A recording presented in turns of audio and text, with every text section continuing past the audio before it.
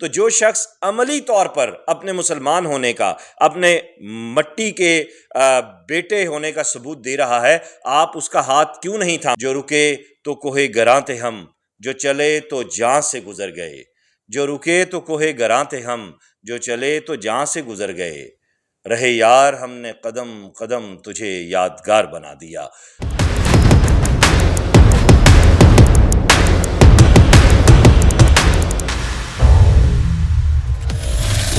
بسم اللہ الرحمن الرحیم، اللہم صلی علی محمد وعلی آل محمد۔ میں ہوں وقاص عزیز، آپ کو اپنے آفیشیل یوٹیوب چینل میں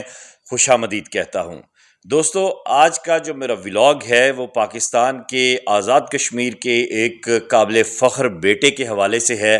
اور وہ نوجوان اب کیا کرنے کا ارادہ رکھتا ہے اور کیسے اپنے وطن یعنی اپنے آبائی علاقے کے بارے میں سوچتا ہے، وہاں کے نوجوانوں کے مستقبل کے بارے میں فکر مند ہے، وہاں کی بہنوں، بیٹیوں، ماؤں کے حوالے سے کس طرح وہ اس کوشش میں ہے کہ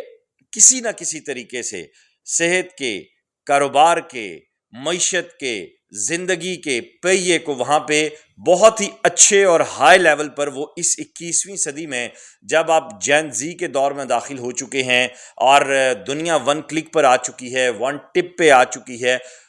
ایسے میں اس کا گاؤں بھی، اس کا علاقہ بھی پیچھے نہ رہ جائے۔ ایسے نوجوان وطن کے ماتھے کا جھومر ہوتے ہیں۔ وہ نوجوان کون ہے، وہ علاقہ کون سا ہے، اب اس جانب میں بڑھتا ہوں، آغاز کرتا ہوں، لیکن پہلے آپ سے گزارش کروں گا کہ میرے چینل کو سبسکرائب کیجئے، لائک کیجئے، اور اگر آپ ایسا کر چکے ہیں تو آپ کی محبتیں میرے ماتھے کا جھومر ہیں۔ تو جی، آج بات کرتے ہیں وادی لیپا کے حوالے سے۔ لیپا جو ہے وہ سنسکرت کا لفظ ہے، اور اسی مٹی میں ایک ہیرے کا جنم ہوا جسے دنیا سید باسط علی کے حوالے سے جانتی ہے، نام سے جانتی ہے، کام سے جانتی ہے۔ سید باسط علی میری انسپائریشن کیسے بنے میں آگے چل کر آپ کو بتاؤں گا، لیکن پہلے میں تھوڑی سی بات کروں گا لیپا باسیوں کے حوالے سے۔ آزاد جموں و کشمیر اور پھر مظفر آباد سے 100 کلومیٹر کے فاصلے پہ یہ جنت نظیر پیالہ نما وادی ہے، اور اس کی خوبصورتی کی داد کچھ یوں بھی بنتی ہے کہ اگر پورے کشمیر میں،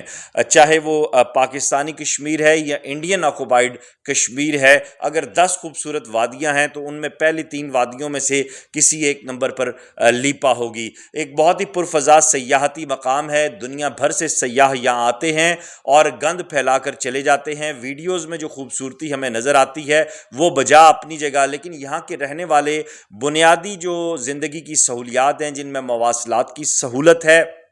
جن میں صحت کی سہولت ہے، جس میں اعلیٰ تعلیم کی سہولت ہے، جس میں علاقے میں فلاحی مرکز کی سہولت ہے، جس میں علاقے میں سپورٹس گراؤنڈ کی سہولت ہے، جس میں علاقے میں کمیونٹی سینٹر، مختلف تقریبات کی سہولت ہے، اور جدید جو زندگی ہے اس سے یہ خوبصورت گاؤں، یہ خوبصورت علاقہ بہت پیچھے ہے۔ حالانکہ جتنا پرفضا یہ مقام ہے، یہاں پہ یہ تمام چیزیں سب سے پہلے ہونی چاہیے تھیں۔ ایسا کیوں نہ ہو سکا؟ ایسا تاریخ ہمیں یہ بتاتی ہے کہ اس لیے نہ ہو سکا کہ جتنے بھی لوگ، چاہے وہ پاکستان مسلم لیگ نون آزاد کشمیر کے ہیں، پیپلز پارٹی آزاد کشمیر کے ہیں، تحریک انصاف یا جماعت اسلامی آزاد کشمیر کے ہیں، یا لبریشن فرنٹ کے ہیں، یا دیگر جو ان کی اپنی جماعتیں ہیں آزاد کشمیر کی مقامی جو سیاسی جماعتیں ہیں، ان میں سے کسی نے بھی یہاں پہ کوئی ایسی ورکنگ نہیں کی۔ اسی حلقے سے 7 ہے، یہ حلقہ لیپا 7، یہاں سے مختلف ادوار میں منسٹرز بھی رہے، لیکن جو سڑک کی صورتحال ہے وہ گوناگوں ہے۔ اس کے ساتھ ساتھ دیگر سہولیات دیکھیں تو اگر کوئی شخص بیمار ہو جاتا ہے تو اس سے پہلے کہ وہ ہسپتال پہنچے، سفر ہی اتنا طویل ہے اور جدید سہولت بھی نہیں ہے اسپتال کی، تو وہ اس سے پہلے اللہ کے پاس پہنچ جاتا ہے۔ خواتین کے لیے جو دیہی مراکز صحت ہوتے ہیں، جن میں LHVs ہوتی ہیں جو زچگی کے مسائل دیکھتی ہیں، ایسی کوئی سہولت موجود نہیں ہے۔ آج بھی وہاں پہ اسی پرانی سطح پہ دائیوں کا سہارا لے کر وہ سلسلہ ہوتا ہے، اور ایک طرح سے زچہ بچہ کی جان رسک میں پڑ جاتی ہے۔ جدید تعلیم کی بات کی جائے، بچیوں کی تعلیم کی بات کی جائے، ٹھیک ہے، تعلیم حاصل کرنے کے لیے آپ کو جہاں تک جانا چاہیے آپ ضرور جائیں، لیکن کوئی ایسی سہولت ہمیں دکھائی نہیں دیتی۔ جب اس میں نے آن گراؤنڈ ریسرچ کیا اور میں اس حل جس کا نام میں نے آغاز میں لیا، جناب سید باسط علی، ان کی جانب میں کیوں متوجہ ہوا اور پھر میں نے جب سارا سینیریو دیکھا یہ بھی میں آپ کو بتاتا ہوں۔ یہاں پہ جو ہمارے صحافی دوست ہیں ان کا یہ کہنا ہے کہ سیاستدان یہ موقف رکھتے ہیں اور ان کا یہ ایٹیچیوڈ ہے کہ جب الیکشن ہوتا ہے تو ہم پیسے دے کر ووٹ خرید لیتے ہیں اور برادری سسٹم ہے، اس لیے اب ہم یہاں پہ آئیں نہ آئیں ہم نے اپنا کام پورا کر دیا۔ مجھے آپ سب لوگوں سے یہ جاننا ہے، لیپا واسیوں سے بہت ادب کے ساتھ چند سوالات ہیں کہ وہ پیسے آپ ایک دفعہ لیتے ہیں، چاہے وہ 500 ہے، چاہے 5000 ہے، چاہے 50,000 ہے، اس کے بعد آئندہ آنے والے دنوں میں کیا آپ کو صحت کی سہولیات آپ کے دروازے پر ملتی ہیں؟ کیا آپ کے زچہ بچہ کی زندگی محفوظ ہوتی ہے؟ کیا آپ کے بزرگوں کی صحت کے مسائل کا حل نکلتا ہے؟ کیا آپ کے بچوں کو تعلیم کی مناسب سہولیات ملتی ہیں؟ کیا آپ کی بیٹیوں کو اعلیٰ تعلیم کی سہولیات ملتی ہیں؟ کیا آپ کے بچوں کو روزگار کے مواقع ملتے ہیں؟ کیا اس ڈیجیٹلائزیشن کے دور میں جدید ڈیجیٹل سہولیات آپ کے گاؤں میں موجود ہیں، آپ کے علاقے میں موجود ہیں؟ اور اس سے جڑے ہوئے جتنے بھی سوالات ہیں میں آپ دیکھوں تو ان کا جواب صفر میں ملتا ہے۔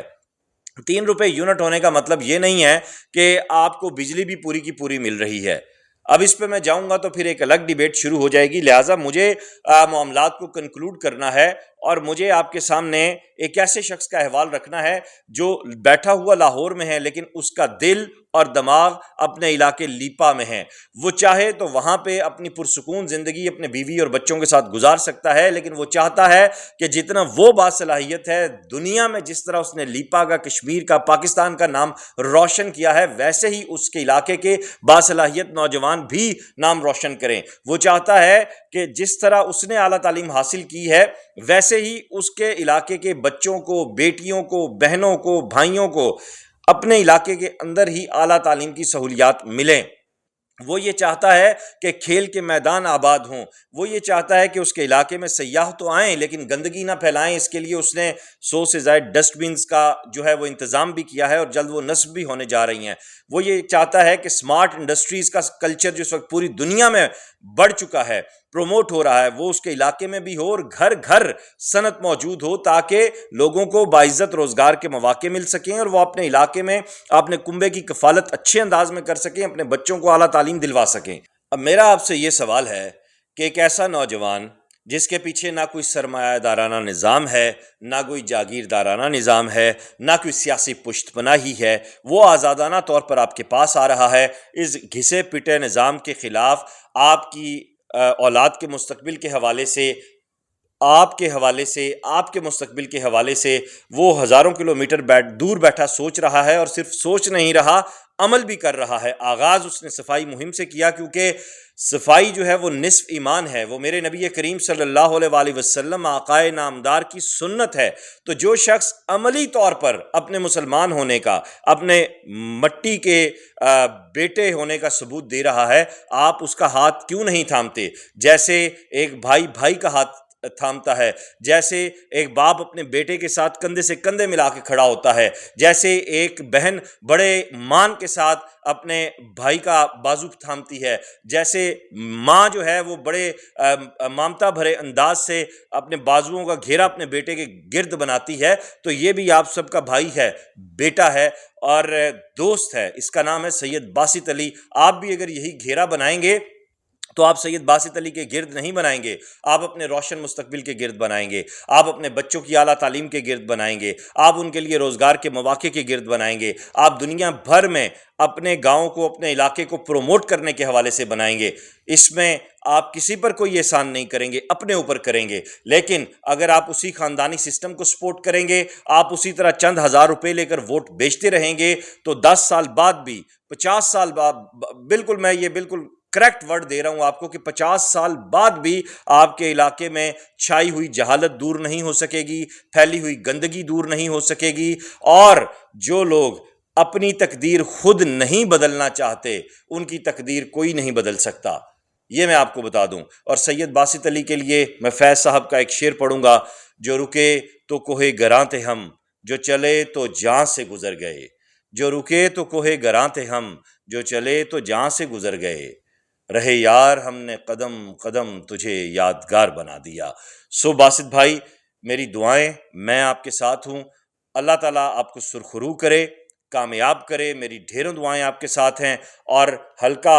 7 کے جو نوجوان ہیں وہ آپ کے شانہ بشانہ اگر کھڑے ہو گئے، بزرگوں نے آپ کے سر پہ دست شفقت رکھ دیا اور روایتی جو یہ مکروہ اور قبیح قسم کا سیاسی نظام ہے اس کو آپ نے شکست دے دی، تو یقین جانیے آپ لیپا کا نہیں، آپ کشمیر کا نقشہ بدل دیں گے۔ اور میں ایک مرتبہ پھر دوستوں سے گزارش کروں گا کہ اپنے مستقبل کی طرف ہاتھ بڑھائیں، اسے مضبوطی سے تھامیں، یعنی سید باسط علی کے ساتھ کھڑے ہوں۔ اس ویڈیو لنک کو زیادہ سے زیادہ شیئر کیجیے گا، اپنا خیال رکھیے گا، خدا حافظ۔